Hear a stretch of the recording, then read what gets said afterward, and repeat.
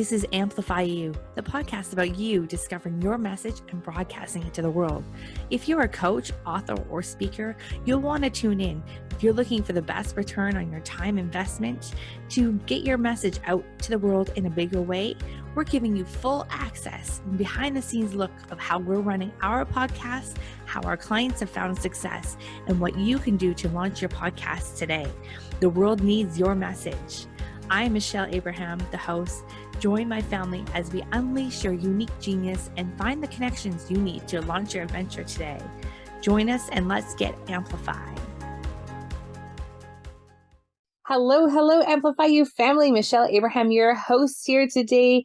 And I have got a great Ask the Expert interview for you today. I've got my friend Sartre Jean Gilles with me today. He is an online personal fitness coach. And before I tell you more about him, let's just say hi. How you doing, Sartre? I'm good. Thank you so much for having me. You're welcome. So we met a few years ago, and this is a long overdue interview. So we met in a networking group last year, and I'm hearing about all the amazing things that he's been up to.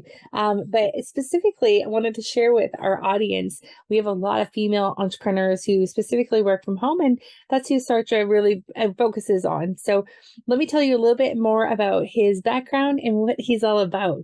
So he's an online fitness coach who's passionate about working with busy home-based female entrepreneurs to form healthy habits and improve their overall fitness. Sartre supports your individual weight loss goals without you having to give up your favorite foods or spend a lot of time exercising. Sartre graduated from the University of Ottawa with a bachelor's degree of science and honors in human kinetics and University of BC with a master's of health admin. And he has worked in various healthcare-related settings, including rehab clinics, hospitals, and his own online fitness and behavior change coaching enterprise. And what's really cool, Sartre, I think, about what you do is that you're not just a fitness coach, you're not just a personal trainer, you are a combination of many things and many talents, and it really focuses on behavior change, which I find really interesting. My background's also in fitness and nutrition many moons ago before I had kids. And so what I love about what you're doing is that you're actually really focusing on the behavior. So maybe you can tell us a little bit more about that and why that's so successful instead of just focusing on like the foods and the weights, right? Yes. So behavior change, it's a term that we're seeing a lot more nowadays because I'm also a kinesiologist, and in the kin space, we're talking about that a lot more nowadays. And behavior change is really helpful as opposed to personal training because it really gets into the analogy of teach the man how to fish rather than just give him a fish. So This is teaching the person how to fish. I have a 12-week program, and throughout this program, we use different coaching tools to help figure out what the person's goals are, what their values are, whom they see themselves as, whom they want to become, and what are their strengths. There's one thing one coaching tool that we use called the 5 pillars, and that really breaks down like what have you been successful in, and then what made you successful in that, and then you break it down, and then you figure out what your 5 major pillars of what has made you successful in life are. Because once you know that, you can always rely on that. You can always refer to that to then, if you ever have any issues with your, in this context, it's a microcosm, but the context of exercise and nutrition, what made me successful for me is one of my 5 pillars is pragmatism and passion. And another one is passion. So, how can I be pragmatic in terms of let's say nutrition? Well, one thing I did, for example, for me is, at the end of I did a video a couple weeks ago about, so I had ice cream for dinner because for me, it's like, well, I mean, it's not, why go over my calories just to have dessert when once a month or twice a month, I'm just going to have ice cream for dinner. Who cares? It's not the end of the world. That's pragmatic. I'm still going to, be healthy. I'm going to top it with some dates and some granola so I get some fiber, and it's not the end of the world. I even put in some protein so my glycemic index, my sugar doesn't spike, right? So, it's a microcosm, this program, It really helps, the behavior change really helps the individual to then be able to uh, translate what they've learned to other areas of their lives, rather than and not just diet and nutrition, but sleep and career, and it will help you in other areas of your life. It's just, again, it's just a microcosm of the rest of your life. And so I've had clients who have been with me with personal training, and yeah, they're showing up and whatnot, but they might not have been getting the gains that they wanted. And so one of my clients, he has been doing the fitness. He's on week 7. We just had a session yesterday. We do 1-hour meetings every week. We just had a session yesterday, and his objective goal, because we do objective and procedural goals. Objective is lose X amount of pounds. Procedural is I want to be exercising X amount of per week, right? So he had the objective goal of losing 12 pounds in 12 weeks, because about 1 pound to 2 pounds per week is healthy, right? He's lost 24.5 pounds in 6 weeks. Wow. So he's destroying his goal. It's because we stack habits on top of one another on a weekly basis, slowly. And it's about raising the floor, it's not so much about the ceiling, right? It's about the floor. What is your worst day going to look like? Because if you can shore that up and bring that up a bit, then that is your foundation. And then you might have some great days. You will have some great days. But if we can make sure that your worst days are good enough, then you're gonna succeed. And so one big thing is that we look at adding the habits in a way so that we start off looking big. The analogy of the bucket, you put in the big rocks, then the pebbles, then the sand, right? So when we start, we put in the big rocks. Take pictures of your meals. You don't have to do anything else. You don't have to count calories. You don't have to measure your food right away. Take pictures of meals and see how much you improve within a week or two, right? Yeah. We give people the option. Take pictures of them. Yeah. Someone's watching. Give people the option I give people the option of counting their calories if they want, but they don't have to do that if they don't want to. It's a great tool to have, later on, and it's not something that they should be doing forever. But it's a good option to have, to kind of understand the concept of calories. That, along with your portion sizes, knowing what your portions are, what they should be, it will really help you to dial in, because the nutrition is really important. You cannot outrun a bad diet, right? So it's really important to really shore that up. So yeah, that's basically the structure of the behavior change program. That's cool. What I love about it is that you're adding things, you're not taking away things.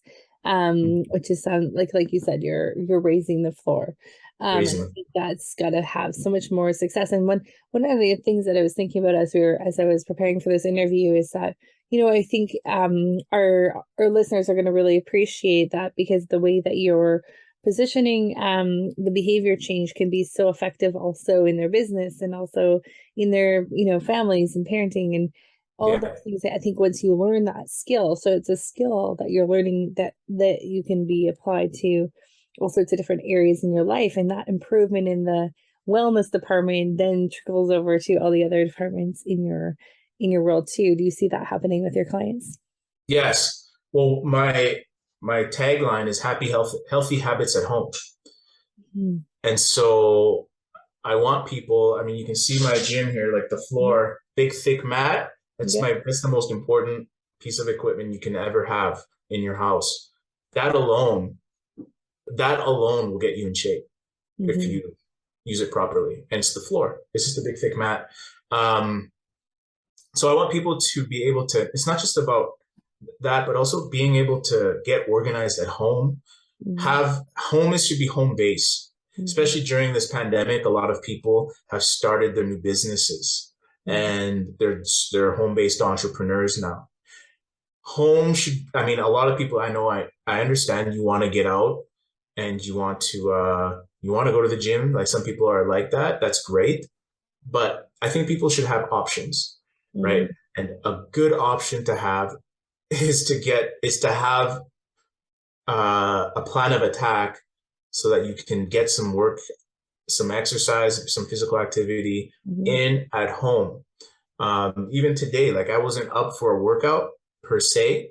So what I did, I just did a post yesterday about getting up. You have to get up every 90 seconds. Right. No, I'm sorry, every 20 minutes for 90 seconds, Right. right? Because your blood sugar, all your blood scores start to actually get affected by 20 minutes. So Wow. what I did today was I just did like 2 minutes of kettlebell swings every 20 minutes while I was working. And lo and behold, I've gotten about 25 minutes of exercise vigorous exercise throughout the day Perfect. while getting my work in. So tricks like that, I think, are very crucial for people Mm-hmm. um, to have, especially as you're starting your business, working as an entrepreneur at home. Mm-hmm. Those are things that I like to teach, and that's my I'm really trying to help the entrepreneur. Right. Yeah. And I was just laughing because when I was working from home, I started working from home after having a brick and mortar business. I thought it was fantastic to be working from home. So good. Not did I realize that like every time I was avoiding writing an email or avoiding something, I would walk into my kitchen and find either dishes to do or something to eat. And I was like, that kitchen was a terrible thing that was too close to where my desk was at work. At work. Mm, So that became a really bad habit when I was going to the kitchen as avoidance of things that I needed to get done.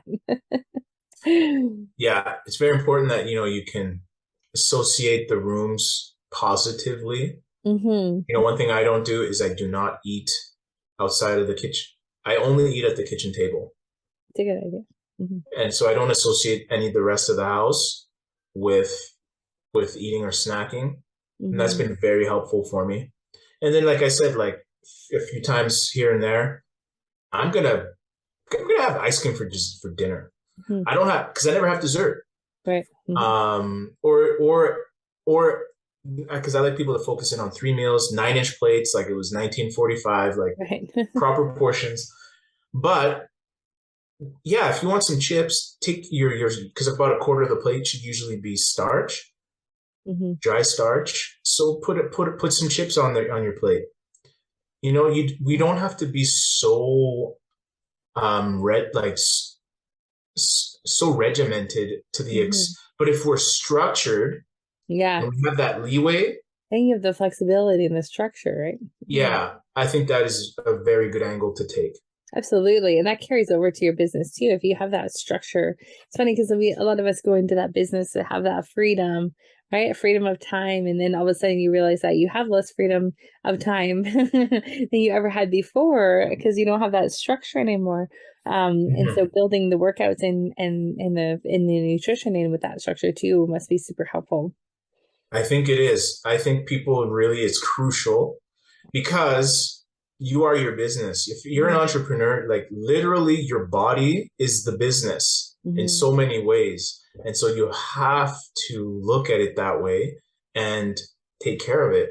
Because if it breaks down, yeah, you might have it insured, but you're the solopreneur probably or the entrepreneur, like the business doesn't run. Right. And there's ways that, like I say, my work day was more productive today because I Right. did my workout. Like I said, every 20 minutes, I just Yeah. swung the kettlebell for 2 minutes. Right? It's all part of it.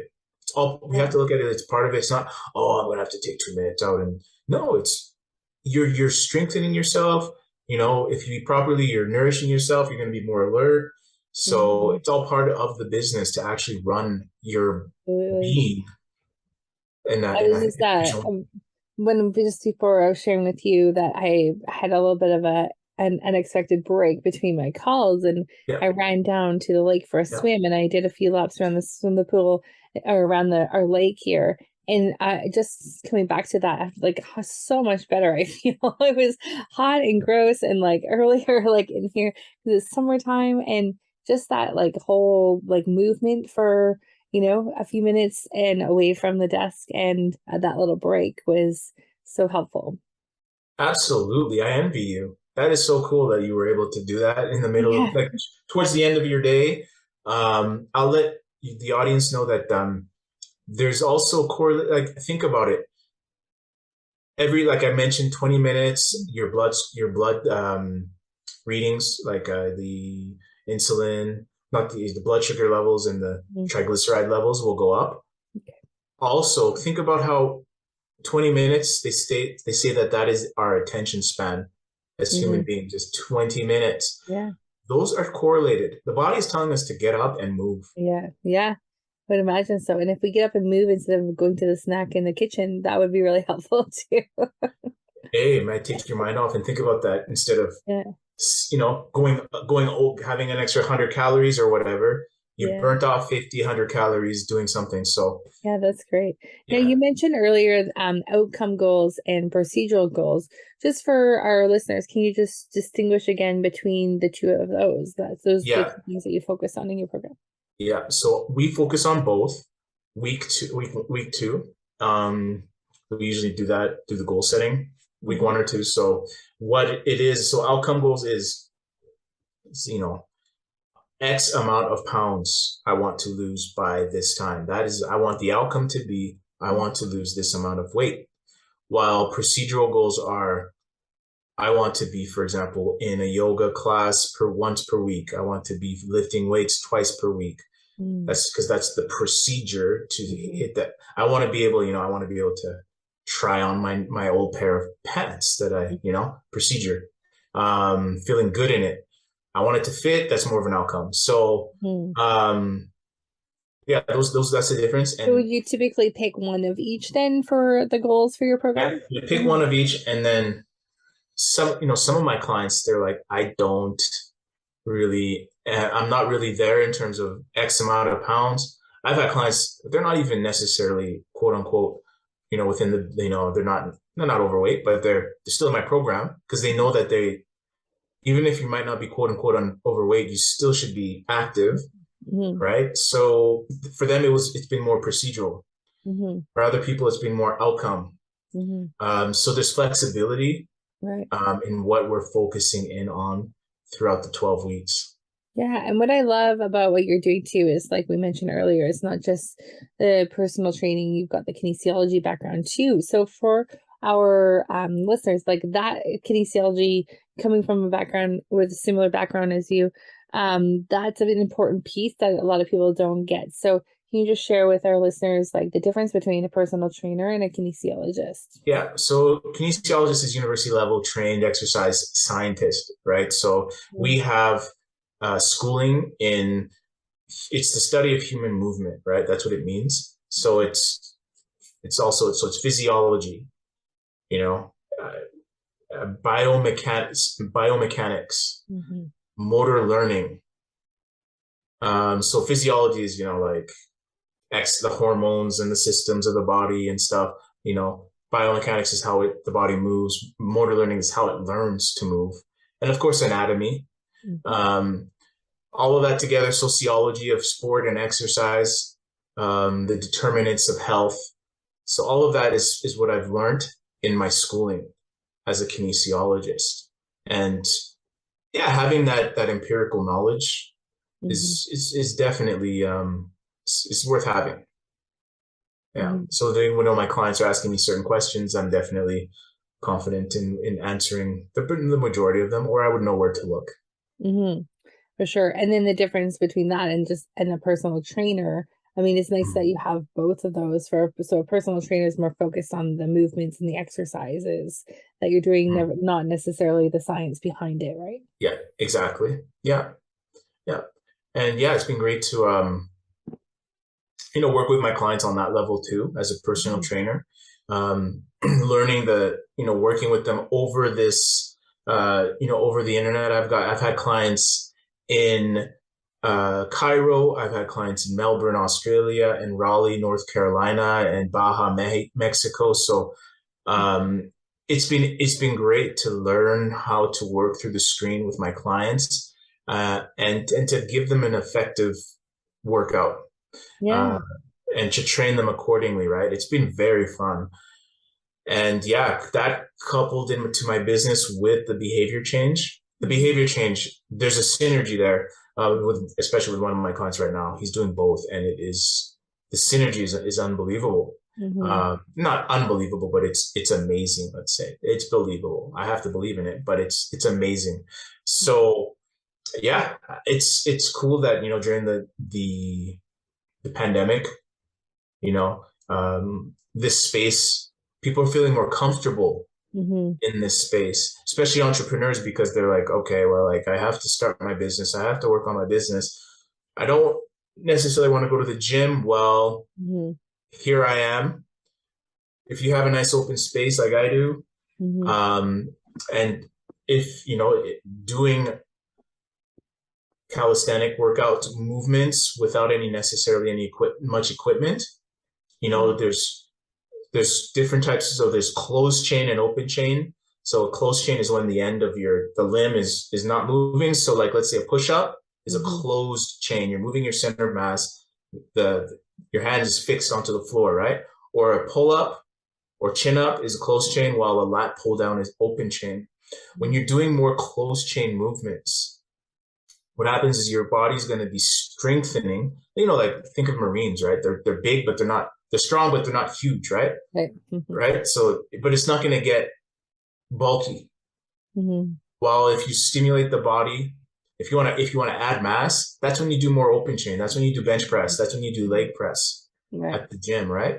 So yeah, we've been focusing in on closed chain, and you can hit every part of the body without one piece of equipment. And Mm-hmm. that's what people need to know, is that I don't necessarily need to break the bank with all this equipment, a Bowflex or whatever. I mean, they're great, but you don't need that right away.